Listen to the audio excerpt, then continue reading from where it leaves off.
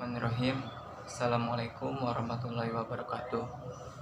Perkenalkan, nama saya Muhammad Siddiq Karnanto, jurusan Bimbingan Konseling Islam, Universitas Islam Negeri Sultan Maulana Hasanuddin Banten.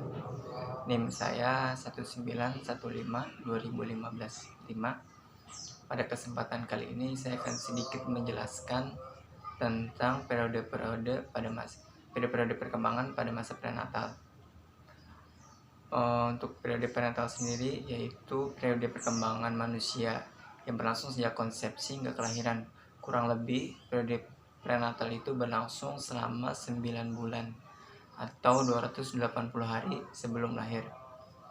Dengan kata lain, periode prenatal adalah periode sejak sel telur wanita dibuai oleh sperma laki-laki sampai dengan waktu kelahirannya. Untuk periode perkembangan prenatal sendiri itu ada 3 tahap.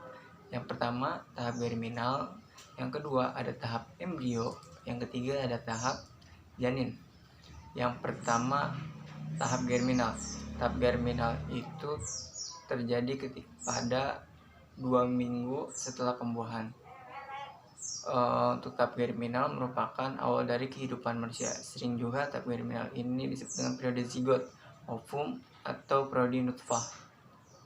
Pada periode ini itu periode awal kejadian manusia. Periode germinal ini berlangsung kira-kira 2 minggu pertama dari kehidupan, yakni sejak terjadinya pembuahan.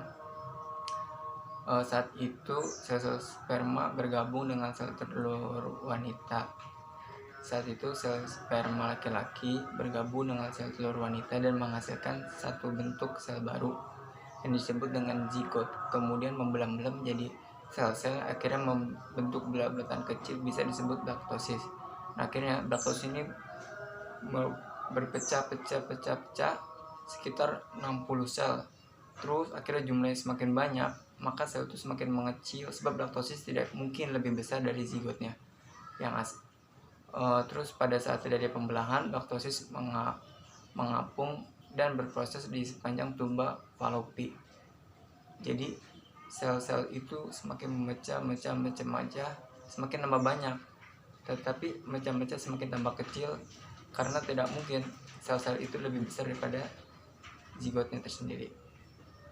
Yang kedua ada tahap embrio. Embrio ini terjadi 2 hingga sampai 8 minggu setelah pembuahan. Fase embrio adalah dalam psikologi biasa juga disebut dengan alaqah, yaitu segumpalan darah yang semakin membeku. Tahap ini terjadi dari 2 sampai 8 minggu sejak masa pertumbuhan. Selama fase embrio, kecepatan dalam proses pembedaan sel semakin intensif.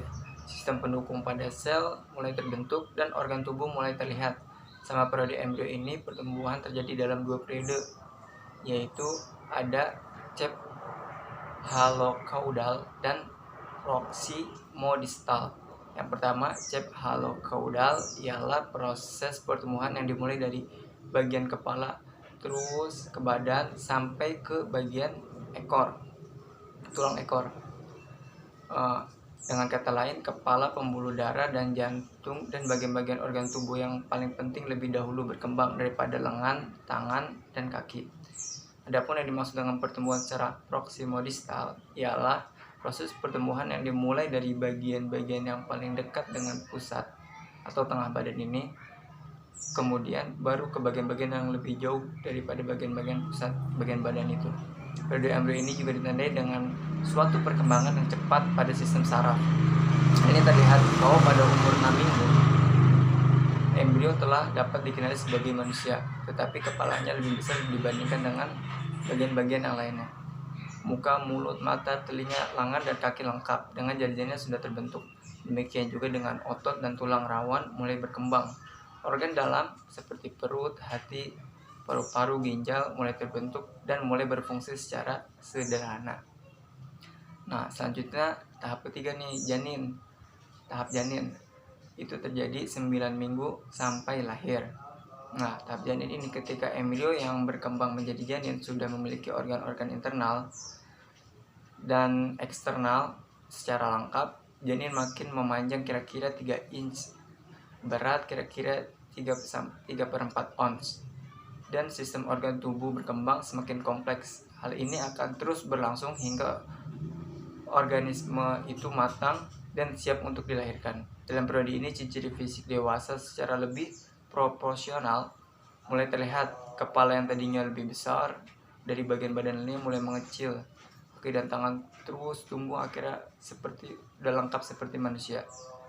Ketika janin telah berbentuk sebagai manusia utuh, maka ditiupkan ruh ke dalam janin tersebut. Juga ditentukan hukum-hukum perkembangannya seperti masalah-masalah yang berhubungan dengan tingkah laku, kekayaan, batas usia dan lain-lain.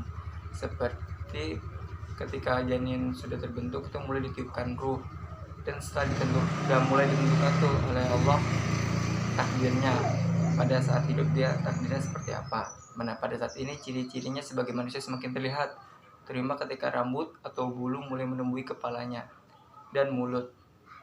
Nah, itu tahap janin, dan akhirnya setelah tahap janin selesai, akhirnya mulailah dikeluarkan janin ini berbentuk seperti bayi dan manusia utuh. Mungkin cukup sekian penjelasan saya, itu periode-periode perkembangan prenatal. Tiga tahap itu, dari proses pembuahan sampai akhirnya jadi janin, akhirnya jadi manusia utuh. Itulah tahap-tahap perkembangannya pada masa prenatal itu. Mungkin cukup sekian dari saya.